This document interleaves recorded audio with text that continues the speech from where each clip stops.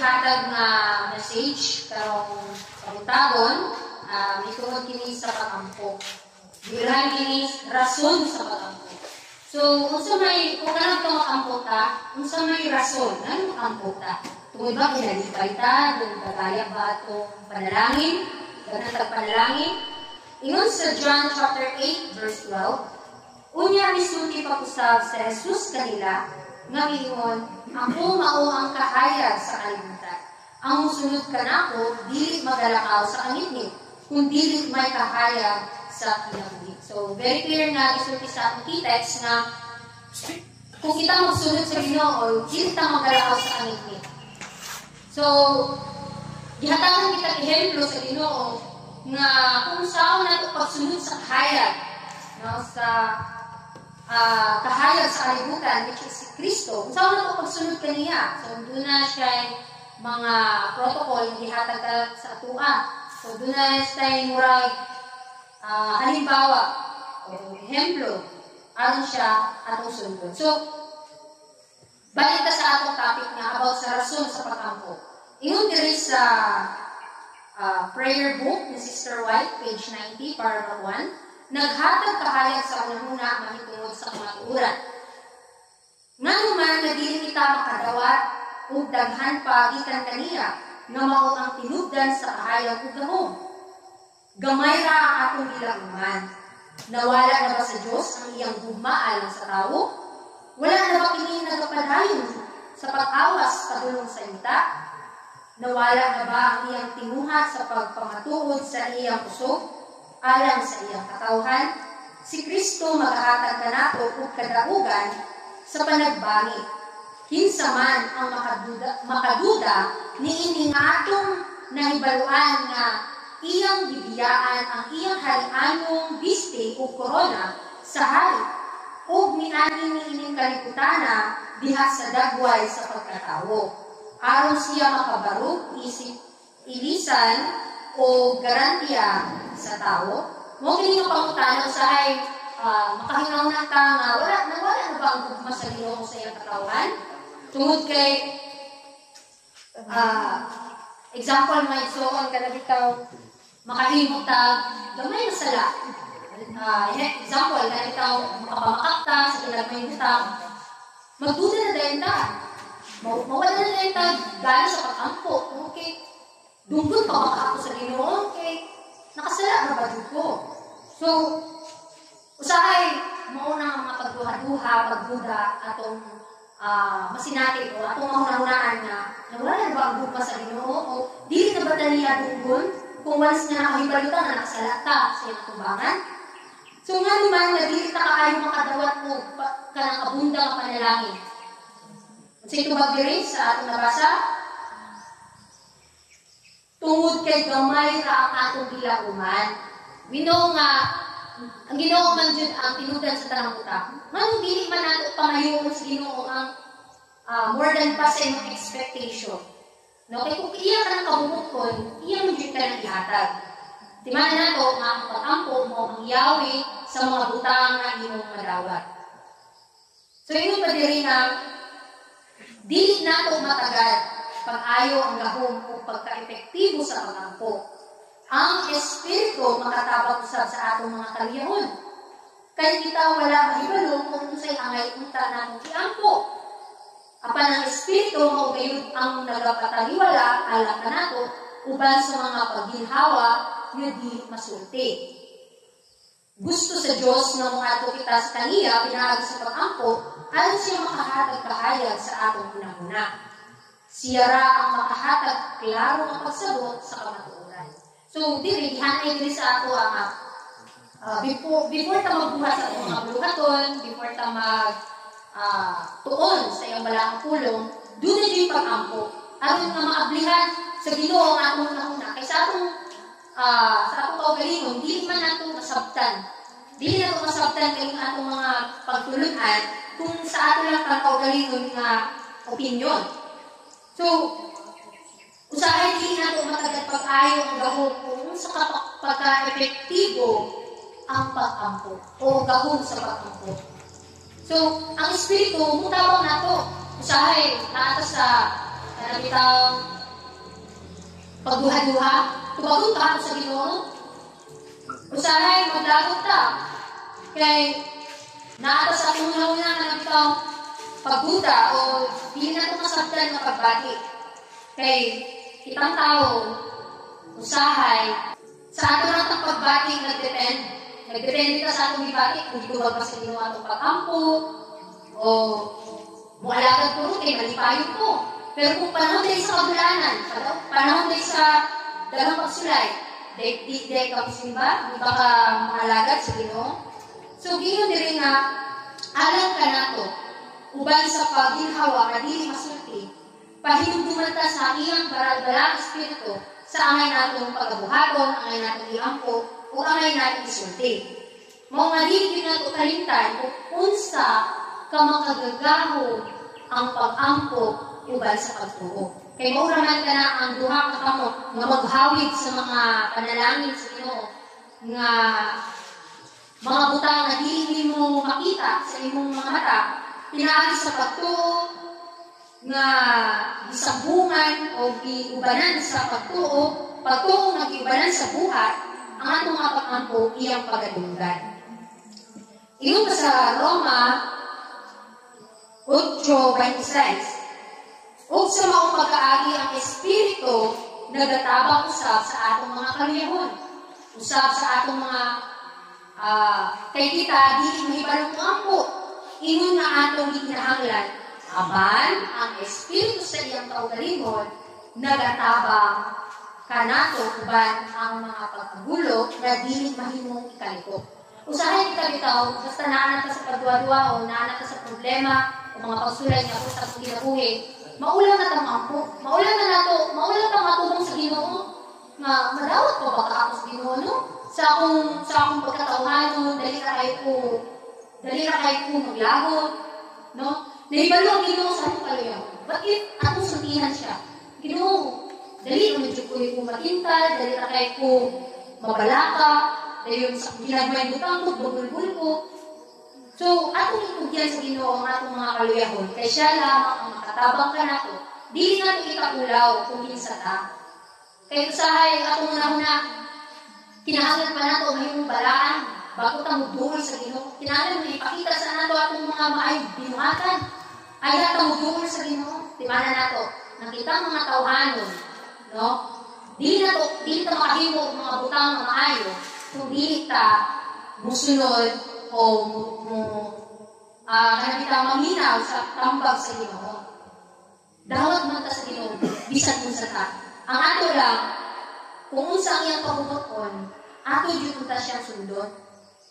Kay, sa itong kaluyahon, hindi natin masabtan, usahay, pausap-usap, bitaw ang mga pagbati, pausap-usap ang una-una, mga muwalan tag kadasig. Kay, usahay, sa ato naman tang paggalingon mag-depende. No? Makakita ka sa itong igsoon nga naluyan na sa pagpangalaga. Kita, maluyan na lang po. Okay? No? Usahay mo man ang nasa ato karon, sa ato ang karintang karon. But, gipahimduman kita sa Ginoo karong panahon ng kinahanglan mo tumututan ng Kristo. Dili ta magmaluya. Kabalutan ng hadul ng adlaw. Ang gugmas sa kadaghanan magpabugnaw yun. Mga ingon diri nga gikinahanglan nato ang balang espiritu aron kita iyang tabangan sa atong mga kaluyahon ug sa atong mga pagkampo. Kay usahay, di ba, kita si tawhanon magduha-duha kita. Dili na to ikalimod na. Dili na to nga ikalimod sa ubangan sa Ginoo. Dili ta makahimo sa pagpaharuin nga matarong sa ubangan sa Ginoo. Atong ipakita kung kinsa ta. No, kung doon na pamantay kalihon, doon na pamantay mga butang na tinatago sa tubangan sa mga tao, atong isulti sa Ginoo, kasi naman ang tabang na nato. Yun ba din, nang paila-ila ka nato sa amahan. Nahibalo ba kita sa Diyos sa angay yung natong kahibalukan niya? Unsa kadakong kahupayan o kalipay, unta ang atong maangkon kung matag-adlaw natong tunan ang mga leksyon na gusto niya ang atong makatunan. Kinahanglan nato siyang mailhan, pinaagi sa kasinatian na kahibalo. mapuslanon para kanato ang paggugol ug dugang panahon sa tinabot nga pag-ampo. Sa pagkilala niya sa personal nga paagi, ingon nga atong langit no amahan. So, buot sa Ginoo nga, ilhon nato siya nga atong amahan. O ang iyang bugtong anak, si Kristo, isipon nato nga atong personal nga manluluwas. Kaysa pinaagi sa pag-ampo, ang atong mga request, no, yung atong mga hangyo sa Ginoo, kana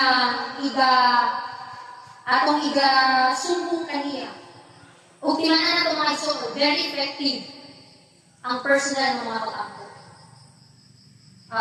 Example, kung na kayo mga plano sa inyong kinabuhi, na dili niyo gusto mahibalo ang mga tao. So, isutin niyo sa Ginoo, pinahagi sa pag-ampo sa ilog. Kay, pinahagi sa pag-ampo, atong mailhan ang pagkatuuran. Kung pinahagi sa pag-ampo, atong mailhan kung unsa ang kabubuton sa Ginoo. Kay, ang pag-ampo, uban sa pagtuon siyang balang pulong, mula tag nakikistorya sa atong higala. No? Isipon nato nga si Kristo na bukod anak sa Dios, mao ang atong higala nga dili gyud mo sa likway bisag unsay mahitabo.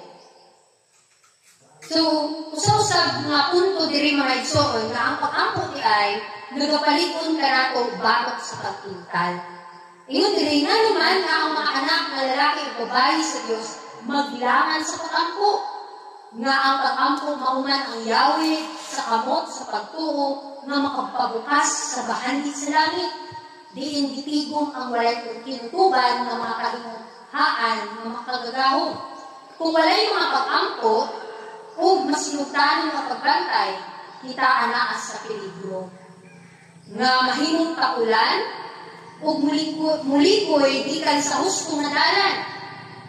Ang kontra sa Dios nagapaningkamot kanunay sa pagbabag sa agianan paingon sa lingkuranan sa alkoy. Aron dili kita pinaagi sa tinukuray nga pag-ampo o pagtuo makadawat sa grasya o gahom sa pagbatok sa mga pagtintay. Usahay kini mo'y paningkamot sa kaaway nga naa ka sa peligro nga dahil sa mga pagsulay nga ibutang sa imuha, so itulot na sa Ginoo nga imong madangat, nga imong matagamtaman. O kung wala tayong pag-ampo, posibleng nga usahay, itulot na lang sa Ginoo, mga disgrasya, di ba? Mga magkasakit ta, o disgrasya ta, tulutin wala tayong pag-ampo.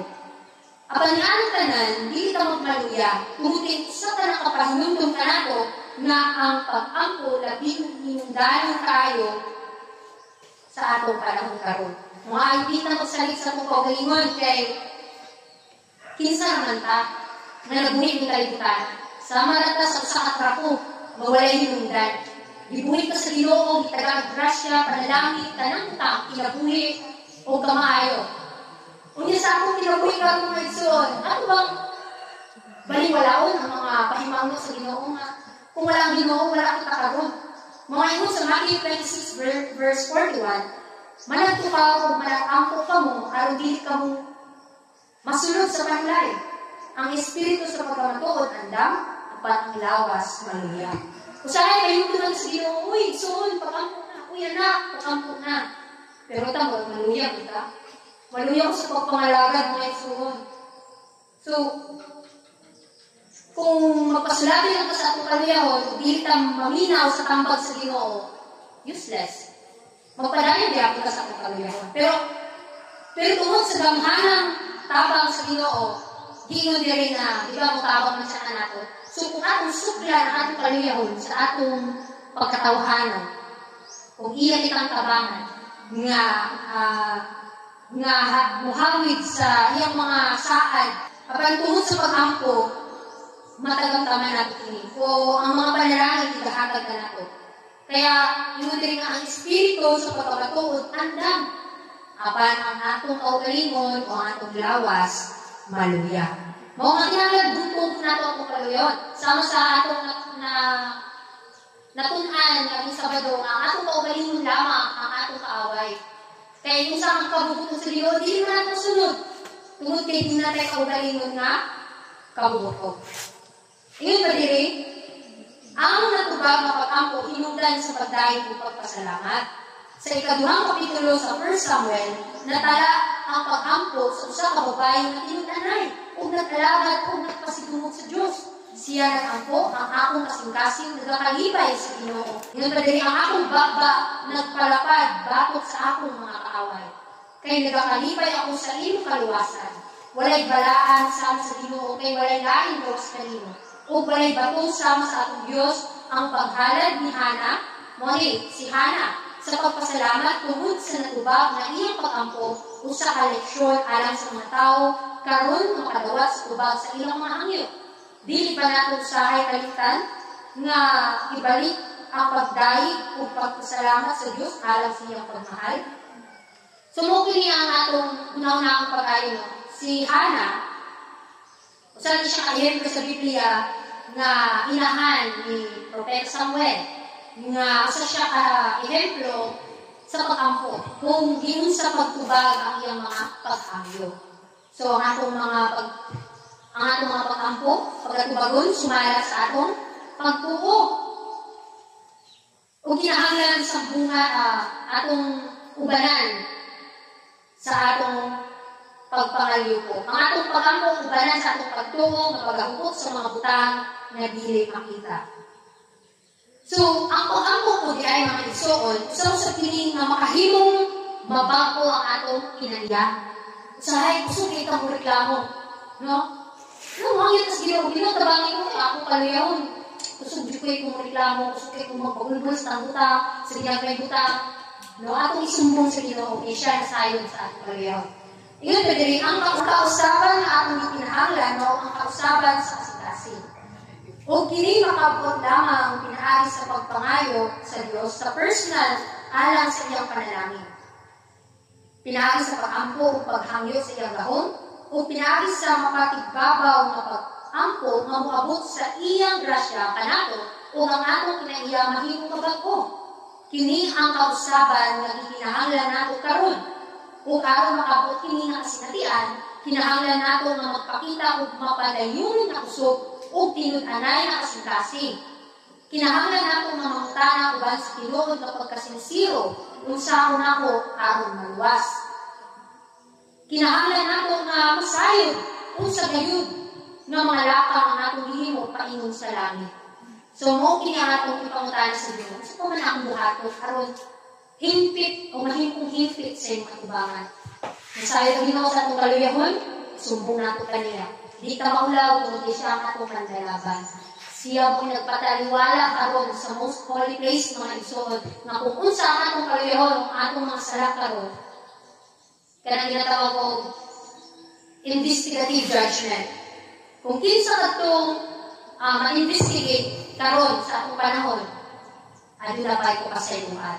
Apan kung adun na ta adun na ta sa ginatawag ko executive judgment, ginatawag ka na sa panahon nga mubalik na ang Ginoo, si Kristo na mahimong judge, siya na yung hukum. Maghuhukom lagi. Maghuhukom na siya, karon mandalaban ka na to. So, tanan ko mga sila, tanan, kung sa kahugaw na siya kubangan karon, andam siya ang pasayo. Kaya di na ka tayo grasya, di na ka tayo panahon sa pagbago. Apan kung maabot ang panahon, mubalik na ang Ginoo, ang tanan ng pag-ahukman sa natawag o executive judgment, mga igsoon, wala na yung kapasayuan. Kaya wala na may mandalaban. Maabot ang panahon, kung matubang ka sa Ginoo, wala na yung mandalaban. Mga kinahanglan karon atong sulubon, paningkamutan, na ang kinaiya ni Kristo, atong masuhit, ang iyang batasan, kung saan siya magsulti, kung saan siya buhat. So, karon sa atong pagtuon, hinawag nga makahatag ninyo kadasigon nga ang atong mga pag-ampo pagkadunggon sumala sa atong pagtuo o kung doon na tayo nalimtan, hindi mo may magpahinundog o ang iyang balak espiritu may magpahinundog ka na kung sa atong pag-ampo. So, dili na lang mo ito ang atong pagpadasig o dagat kayong salamat kung ang Ginoo magauban ka na kung tanan. Amen.